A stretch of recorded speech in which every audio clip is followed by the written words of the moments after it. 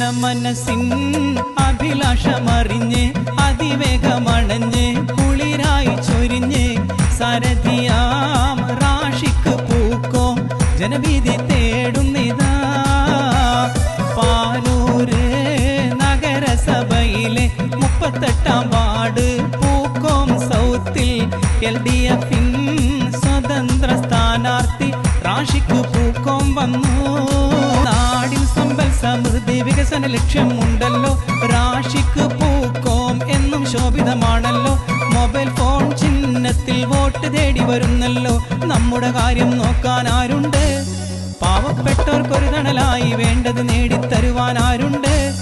2 വട്ടം ചിന്തിക്കണ്ട, വോട്ട് ചെയ്യാൻ ശങ്കിക്കണ്ട. മൊബൈൽ ഫോൺ നമ്മുടെ ചിഹ്നം. ജനമനസ്സിൻ അഭിലാഷമറിഞ്ഞ് അതിവേഗമണഞ്ഞ് കുളിരായി ചൊരിഞ്ഞ് സാരഥിയാം റാഷിക്ക് പൂക്കോ ജനഭീതി തേടുന്നിതാ.